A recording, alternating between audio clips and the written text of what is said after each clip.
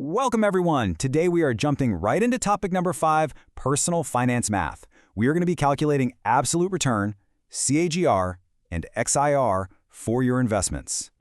Welcome viewers to Bodhi Unified Flow. Here we simplify complexity and amplify performance.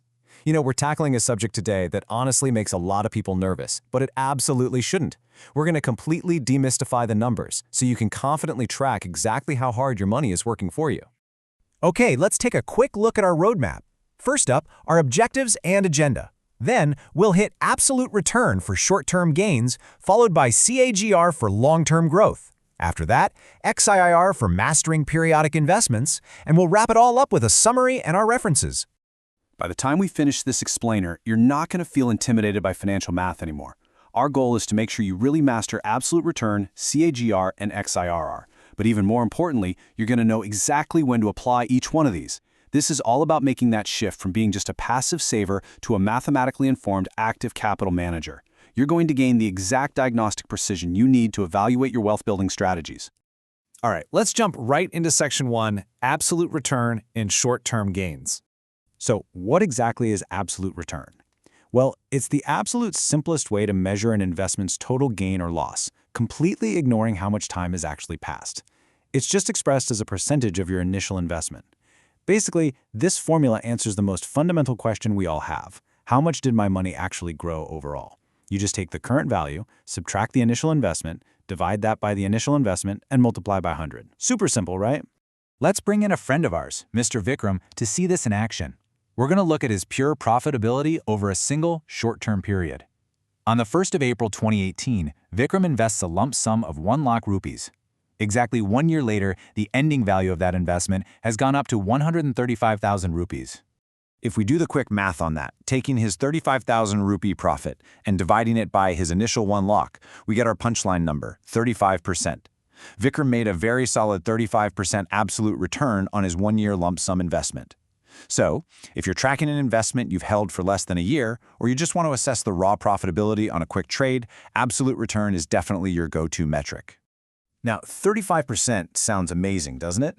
But here's a really crucial question to think about.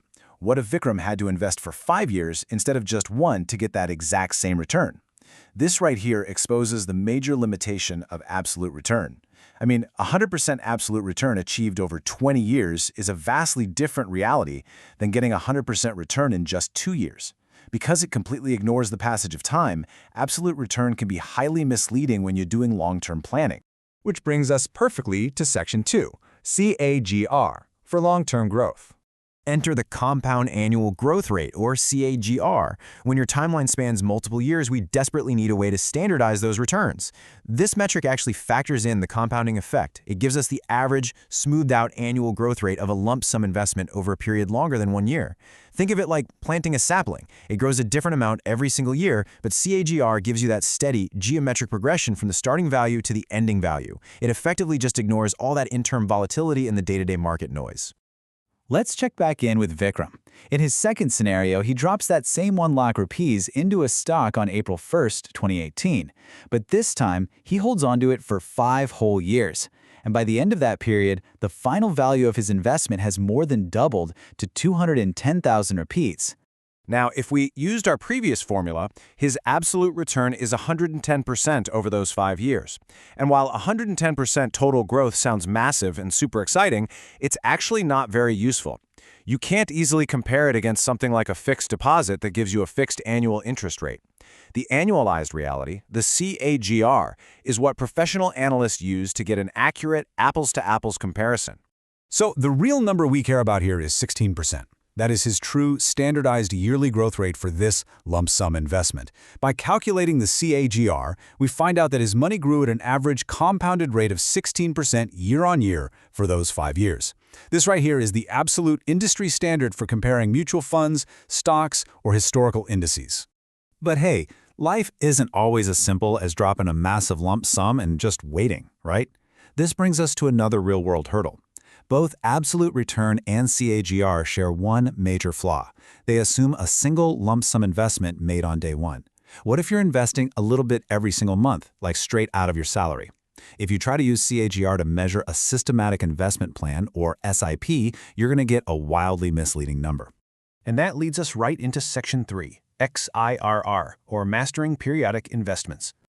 All right, XIRR stands for Extended Internal Rate of Return. Sounds a bit intense, but this is the ultimate, precise metric for real-life, staggered investing. It's what we call a dollar-weighted return metric. Unlike the other formulas we talked about, XIRR accounts for both the exact timing and the magnitude of multiple cash flows. That means it looks at your monthly contributions, any random mid-year withdrawals, and your final portfolio valuation. It uses some pretty advanced calculations to discount every single payment based on exactly how many days it was actually sitting in the market. Let's look at Vikram's third, and honestly most realistic scenario. He sets up an SIP of 10,000 rupees a month for 5 years. So his total capital invested over this time is 6 lakh rupees, and his final ending value is 8 lakh rupees. Because his money was deployed gradually, the 10,000 rupees he invested in month 1 compounded for 5 full years, but the 10,000 he put in at month 59, that only compounded for a single month. XIRR mathematically untangles that whole complex web for us. And this brilliantly illustrates how XIRR actually acts as a diagnostic tool for investor behavior. You see, while CAGR measures the fund performance from point A to point B, XIRR measures your performance. It captures the exact timing of when you actually put your money to work. If your XIR is lower than a fund's CAGR, it might mean you chased performance and bought in heavily right at the market peaks. But conversely, if you kept those SIPs running during a market dip, your XIR might actually beat the fund's overall CAGR. Pretty cool, right? All right, Section 4. Let's wrap this up with a summary and our references.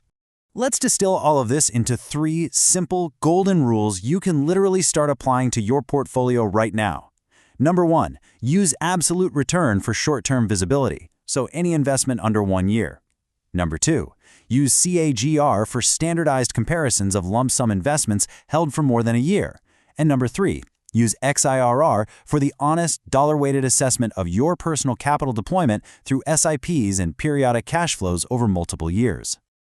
And with that, we've successfully hit our learning objectives. You guys have completely decoded the foundations of financial math today. You now have the ability to track your wealth accurately and, crucially, avoid the really common traps of misinterpreting your returns. Most importantly, you are now fully equipped to act as an active, mathematically informed capital manager. Before we wrap up, I want to leave you with a provocative thought. Take a look at your portfolio today and ask yourself, are you tracking the illusion of growth or the actual reality of your wealth creation? Using the wrong mathematical formula can make you feel artificially secure, or it can make you needlessly panicked. Use the precise metrics we learned in this explainer to dynamically track your true financial safety net. Finally, a huge thank you to the expert sources cited in today's explainer, which include Money Basics and the Financial Safety Net, Module 11 Personal Finance, and the excellent videos from Zeroda Varsity. Thank you so much for joining me today. Keep tracking those numbers, and I'll catch you in the next explainer.